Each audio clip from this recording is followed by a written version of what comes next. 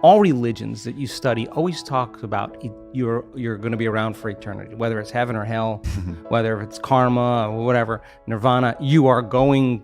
Consciousness is going to exist. So you're going to be stuck with yourself for a very long time, which then begs the question, well, if I'm waking up now and it's 2019 and I have this healthy body and this charisma and I'm successful, my goodness, I'm going to use the same passion, the life that I've created with those great habits, and I'm going to turn it inward, and I'm going to bloom like a flower in a new way. Because, hey, someone did it at 33 years old. You're 38. So what? There are people in this group that we're about ready to go that are in their 80s, and they could be home watching Wheel of Fortune, and they're all in. And you can't tell me you're too old to do this work. We have people in their 80s and a few in their 90s. I've seen their brain scans, and they know how to do it. And you know what? They're happy. You can't tell me you're too sick to do this work any longer. We have really, really sick people that have reversed very serious health conditions and even genetic disorders that there were no solutions for in medical science. And there were days that they doubted themselves. And there were days that they didn't feel like doing their meditations. And there were days they were in so much fear because the doctors told them they were stupid and they were going to die. And there were days they could have excused themselves and said, I have too much going on, I'm too busy. And they could have excused themselves and not done the work. But guess what? They did it anyway. They overcame the conditions in their environment. They overcame their beliefs. They overcame those programs, the conditioning. They overcame their body. They overcame their fear. Their love for life started to become greater than their fear of death. That's just because they made the effort to turn the battleship around. And you can't even tell me that you're too overweight or too underweight or too out of shape. I've seen it on all shapes and sizes. You can't even tell me that you never meditated before. In fact, many times people who have never meditated before have the most profound readings because they're not trying to do anything or expect to do anything or doing it their way. They're just following what you tell them to do. And in their innocence, they run right into something really big. So what? At 38 years old, practicing this, you could say then my new goal is to live for 150 years in a body that's 38 or 48. And we're measuring telomeres. We have people, many people, their biological age is way different than their chronological age. They don't care that they're 38. Their body tells them they're 28. And why? Because they're working with down-regulating genes for disease and up-regulating genes for health every day. Why? Because they understand that they can. And if you don't understand that you can and you're ignorant, then it doesn't work. So then people who actually say, I'm going to experiment, I'm going to become the scientist with my life. I'm going to measure the effects of me at cause. That's how I live. I say, all right, I'm going to change my energy. I can tell you, nobody changes.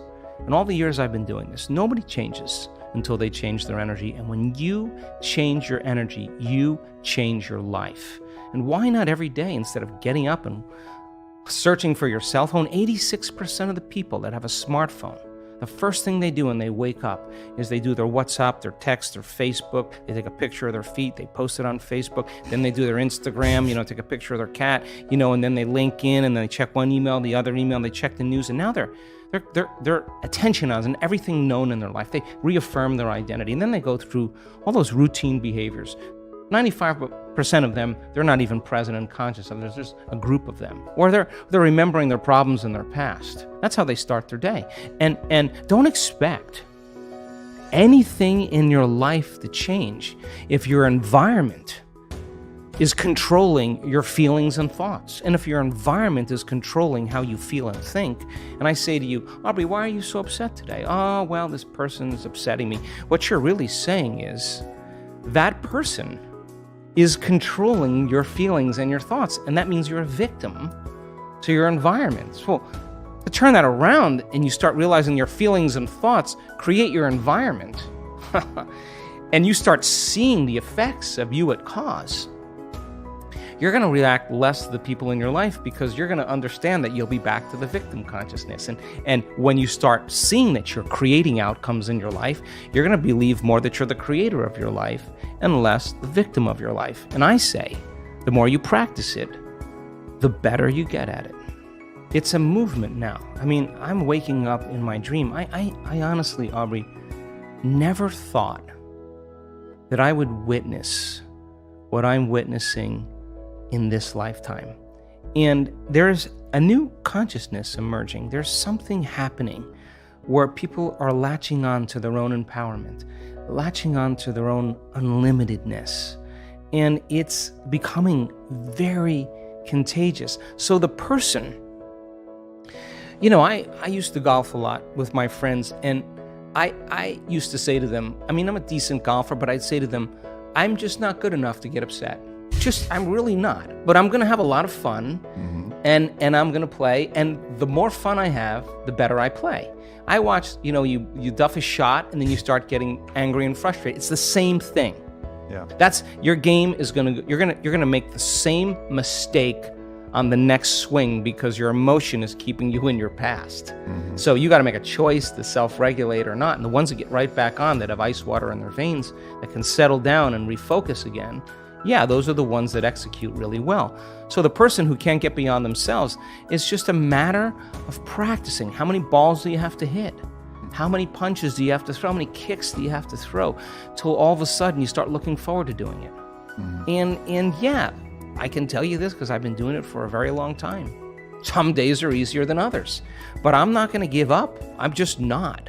If I'm going to carve out some time, then I'm all in. I'm not going to shut my cell phone off. I'm going to can disconnect from it. It's all going to be there when I get back. What I'm going to do is I'm going to make my inner world more real than my outer world. And step by step. You can't get impatient doing this. You can't get frustrated doing this. You can't get resentful doing this. You can't force it or control it doing it. I've seen what happens in the brain. You're going to make your brain worse. So sooner or later, you start figuring out that isn't it. And all of a sudden, you start following the instructions. And you start going, wow, that was really easy. What was I doing up to this point? Everything but the formula. You were doing everything else but the formula, doing it your way, analytical mind telling you to quit, it's too hard, you'll never get it. Yeah, those are the exact things that are standing in the way between you and your future. And every time you become conscious that you do that and you settle back down, that's a victory. Every time your body wants to get up and check an email or check the cell phone or get up and get a cup of coffee and you settle it down, you're telling the body it's no longer the mind, that you're the mind. Every time it wants to go back to the past and romance some trauma just to reaffirm some emotional state, and you become conscious of that and you say, where I place my attention is where I place my energy, and I'm siphoning energy out of the present moment into the past, and you become conscious of it and you return back to the present moment, that's a victory. And every time you start thinking about the staff meeting at 6 o'clock or 5 o'clock in the afternoon, and that's the known, and you stop and you return back to the present moment, you're disinvesting your attention and energy out of that future, and you're making room for the unknown in your life, and that's a victory. And when your will gets greater than the program, because most people lose their free will to programs, because they are on that wheel where you could take their yesterday and lift it up and set it on their tomorrow, because they're in the habit of doing everything in a routine way. So then when they lose their free will to a program and their body, which is a habit, has become the mind, now their body's dragging them into a predictable future. And they've lost their free will to a program. And you sit down and your body is telling you, I'm going to die in this meditation, I'm going to suffocate, this is going to end, and I can't. And you just keep settling it back down. Every time you do that, it's a victory. I hope you enjoyed this amazing speech by Dr. Joe Dispenza, and you got the inspiration and motivation to quit the victim mentality and go to the winner's side. We'll continue with our daily challenge. Can you complete the inspiring quote and give us the right answer? If you can do it first, you're the daily winner. Many of you knew the right answer the last time, so congratulations to everyone with the correct answer. We were looking for 2 words. The quote was Joe Dispenza's and goes like this: we should never wait for science to give us permission to do. And the correct answer was the uncommon. so we should never wait for science to give us permission to do the uncommon.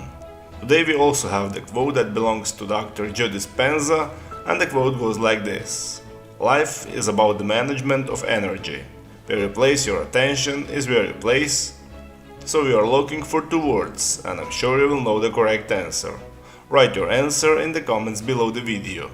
Even if you're not sure, try and guess. You might be the winner of this challenge. If you love this video and find it helpful, give your thumbs up and share it with your friends.